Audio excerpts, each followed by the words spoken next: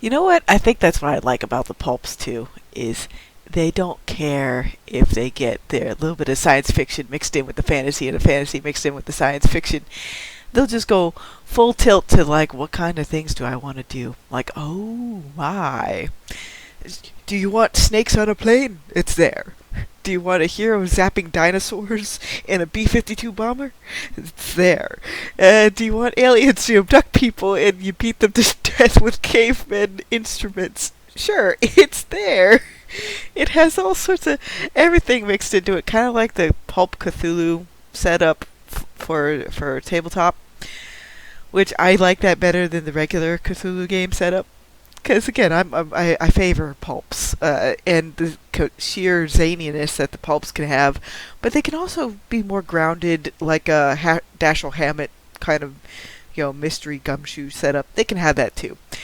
It's just that nowadays, I think, depending on the person's wheelhouse and preferences, I think sometimes they take themselves way too seriously, and it's like, oh, this has got to have that. It's why I try not to take myself too seriously, and everybody knows I don't really care about the smutmance or floating ab books as much. There's plenty of people out there that do. There's plenty of guys out there that write under pseudonyms to gain money from that particular aspect.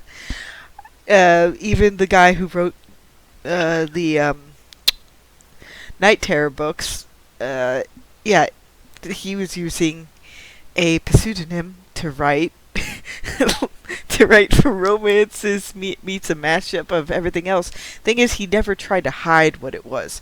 That's what I appreciate. Like, it's cleaner than most stuff, and it focuses on the more zany aspects of like superhero tropes that I do enjoy, because again, far too often people are trying to out Watchmen, and it's like, oh, everything has to be grounded in reality and be very realistic, and they have to have sad sack people, and they have to be relatable because they are sad sack, and oh, they have to have all these flaws because they have to be sad sack. It's like, nah, nope.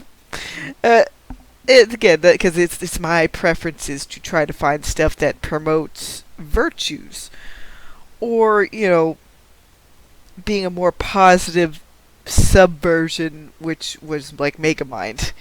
That I didn't mind, because Megamind I've watched quite a few times, and that's the sort of subversion I do enjoy, because it has a mixture of, again, of that zaniness.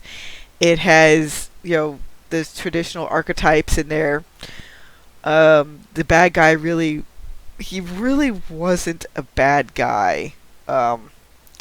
That's the one thing that a lot of postmodernistic stuff gets wrong, in my opinion. They want to devil or dive too much into kind of like the Joker movie type of setup.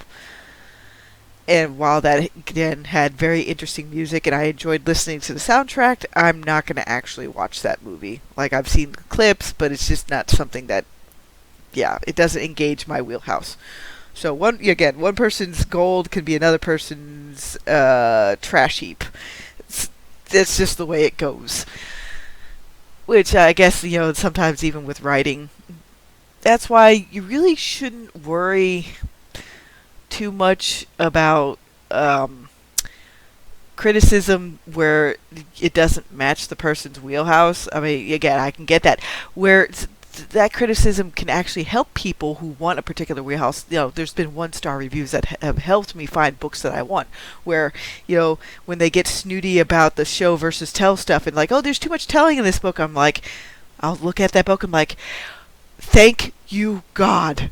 Because I am tired of everything getting slowed down to constantly go over all the characters' bowel movements. Oh, you gotta show that they're angry, like with the gnashing of teeth and the clenching of jaws, and like if you do that too much, to me, it feels like it slows down everything way too much. I don't need to viscerally feel the anger of the protagonist or things like that. I just want people to tell me a story. And even it's the same thing with video games. Although I do have the cravat about, if you're trying to be very much an RPG that wants to have some choices have consequences, again, have an ending where you get like the golden ending, the hero rides off into the sunset. You can have other endings if you want, but I would say for most RPGs, have that optimal, you know, good ending, happy ending. Because even as I play through Prey, and I'm pretty much I'm getting closer towards the end here, but yeah, I want them to have a sequel where I can help out Earth. Because I did guess at a few things even before the ending started coming into play. So I'm like, oh.